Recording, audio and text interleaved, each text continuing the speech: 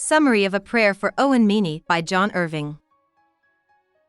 An American named John Wheelwright, who lived in Toronto in 1987, tells the story of his life and how his childhood friend Owen Meany helped him become a Christian. The book's present-day timeline goes from January to September. John blends together stories from his childhood in New Hampshire with stories about his life now in Canada. In the small New England town of Gravesend, New Hampshire, John and Owen become best friends as kids. John's family was one of the first to settle in the town. He grew up in a traditional, respectable, and wealthy family home with staff and a lot of money. Owen is raised in a poor working-class family and lives in the granite mine that his family owns. The boys go to Sunday school together now that John's mom, Tabitha Wheelwright, has decided that they will switch to Owen's church. Kids in Sunday school play a game where they pick up Owen, who has no weight, and pass him around overhead. This is because Owen is so much smaller than his friends.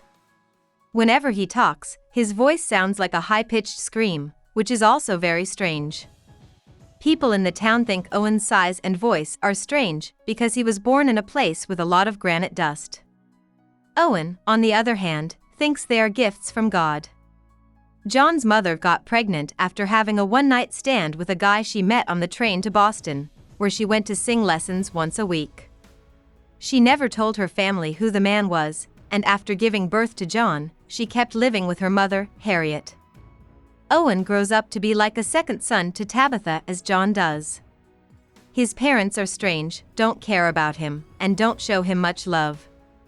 Mr. Meany is too busy working in the mines, and Mrs. Meany lives alone and is probably mentally ill. They got married. When John was 6, Tabitha met another guy on the train. Dan Needham, John's stepfather, taught history and acting at Gravesend Academy, a private high school in the area. Tabitha moved from the Congregational Church, which was led by Rev. Lewis Merrill, to the Episcopalian Church, which Owen went to when they got married. Owen's family used to be Catholic, but they no longer like the Catholic Church. It's no secret that Owen is very religious. Before Tabitha died, he saw angels. Owen hits a baseball that kills Tabitha in a terrible accident when Owen and John are 11 years old. In December of that year, Owen has a vision of the day he will die. He plays the ghost of Christmas future in A Christmas Carol and the baby Jesus in the church's Christmas show. He thinks that his hands and life now belong to God because he killed a woman. Owen will always be a close friend of John's, even though Owen killed Tabitha. They talk about everything, from John's desire to find his real father to how they both feel about John's flirty cousin Hester Eastman. Noah and Simon are Hester's two wild older brothers, and their parents love them very much. If they were boys, they could go to high schools and private colleges across the country. But she has to stay home and go to public schools. Hester is angry that her family treats her badly because she is a woman, so she decides to live her life in the worst way possible. John and Owen both find her attractive and scary.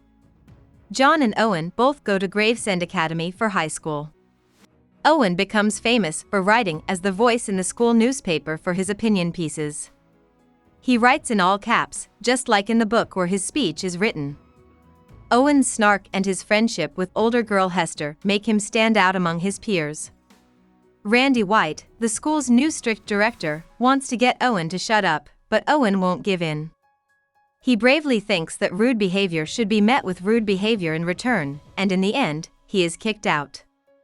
After being kicked out of school, he uses the skills he learned while mining and cutting granite to take a statue from the nearby Catholic school, cut off its arms and head, and then weld the rest of the statue to the stage at Gravesend Academy. That night, Owen dreams about how he will die, fighting off a blast in Vietnam to save children. He knows he needs to join the army, learn Vietnamese, and work with John to get better at the slam dunk jump. Owen joins ROTC at the University of New Hampshire to follow his dream. John also goes there. The Vietnam War gets worse while they are in college. For Owen, going to Vietnam is his fate, even though John and Owen are both against the war. John, on the other hand, wants to avoid the draft at all costs. In a strange way, Owen is too small to fight on the battlefield, but John is perfect for the draft. John is told that Owen will die soon, so Owen cuts off John's trigger finger to keep him from going to war and being with Owen on that day. Owen takes the bodies of troops killed in Vietnam home to be buried while John gets his master's degree in English. During the summer, he calls John and asks him to come to Arizona for a few days of holiday while he finishes a big project. When Owen buries Frank Jarvitz's body in Phoenix, John flies there with him. They meet Frank's psychotic, depressed young brother Dick Jarvitz. He can't wait to go to war and start killing Vietnamese people. During this trip, Owen is confused when the day of his death comes and he is still in the United States. In his vision, he is seen protecting children in Vietnam from an explosion. He goes to the Phoenix airport with John that day to say goodbye. A plane full of Vietnamese orphans lands at the airport. The kids are coming to America to be adopted. While hanging out at the airport, Dick Jarvitz draws a bomb on the kids and kills them. Owen saves them by telling them in Vietnamese to lie down while he jumps high off the ground with John's help and places the grenade on a cement windowsill, putting himself in danger to protect the kids from the blast. He dies with John and the nuns who were on the plane with the children around him. John goes back to Gravesend after Owen's death. Owen's dad tells him that Owen's mom had him while she was still a virgin, just like Mary and Jesus. They left the Catholic Church because no one ever believed them. John thinks that the Meanys are either incredibly stupid or severely mentally ill to tell Owen that he was born holy. When John talks to Rev Merrill about the Meanys, Owen's ghost forces Merrill to admit that he is John's father.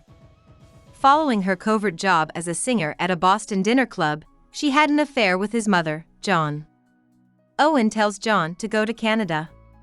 He joins the Anglican Church and works as an English teacher at an all-girls boarding school in Toronto, but he never really feels like a Canadian because he is too focused on attacking America's dishonest government and careless people.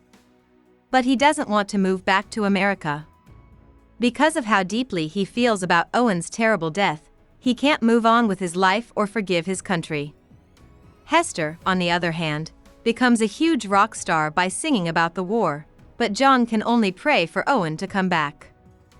About the author. John Irving was born in Exeter, which is located in the state of New Hampshire.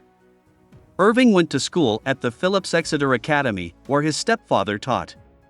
The University of New Hampshire gave him a degree, and the famous Iowa Writers' Workshop gave him an MFA. There, he studied under Kurt Vonnegut. Setting Free the Bears, his first book, came out in 1968. 10 years later, he wrote and released The World According to Garp. It was a huge hit around the world and won the National Book Award for Fiction in 1980. He put out a prayer for Owen Meany in 1989.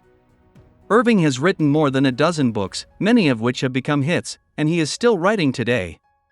He writes about private boys' academies, odd accidents, paternity mystery, high school wrestling, and bears. Hope we summarized it fully and you liked it. Please hit the like button and subscribe to our channel so that we are motivated to create more videos.